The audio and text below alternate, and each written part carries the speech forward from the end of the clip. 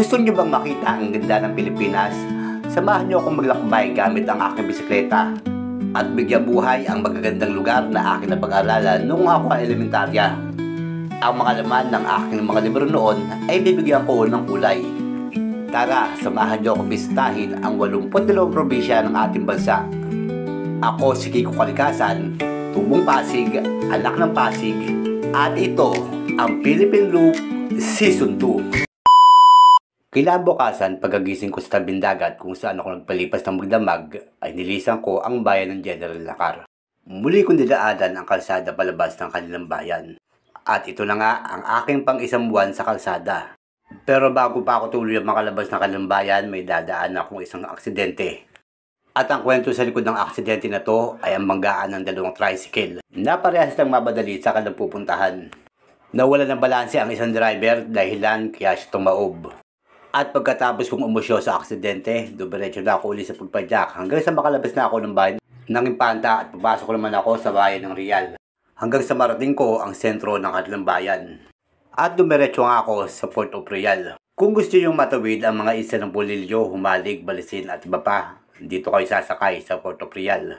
At patatawid nyo nga ang mga isla na nabanggit ko sa pamamagitan ng Roro. Mahigit 500 ang pamasahe pag kayo tumawid ng kabilang isla. And I'm sure hindi na kayo lugas sa pamasahe 500 kung magagandang isla naman ang naghihintay sa inyo sa kabila. At pagtapos mabisita ang Port of Real, bumalik uli ako ng kalsada.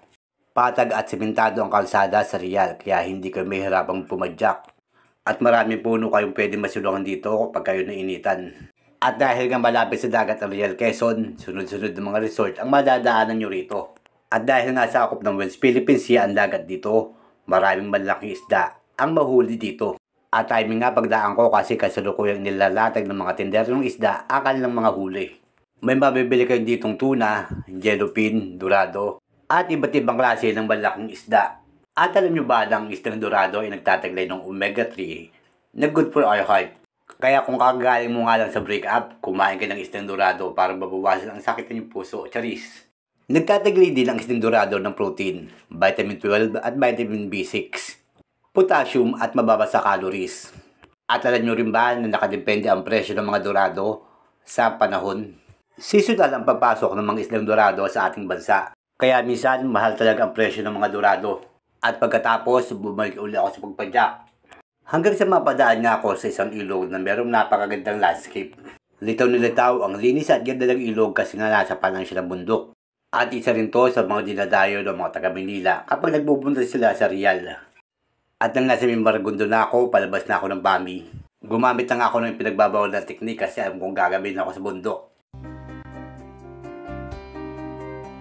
Nais kong maihip ng hangin walang patutunghan.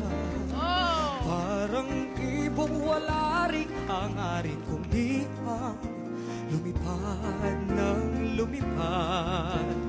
Nais kong lumipad. Nais kong malibot ang mundo sa kanyang kasulok-sulukan. Nais kong malibit ang mundo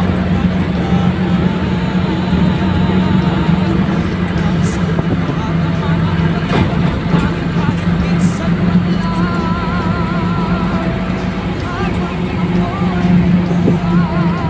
Wala nang hangarin pang tunay. Nais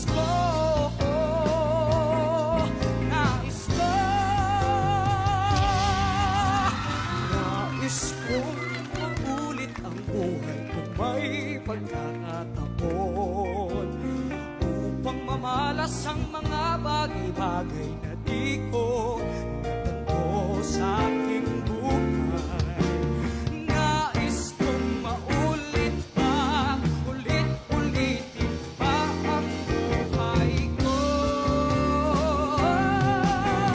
Nais kong maulit pa, ulit-ulitin pa ang buhay ko.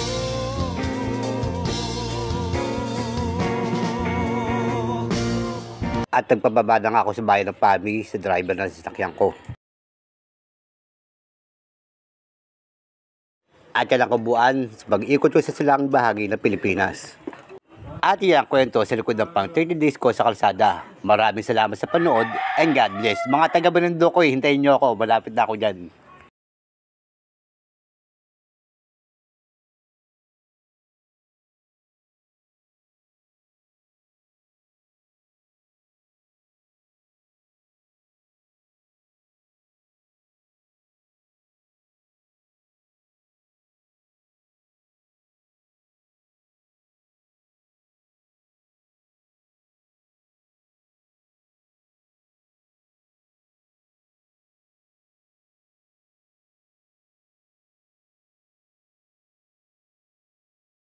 Yan, nasa Pami na ako guys.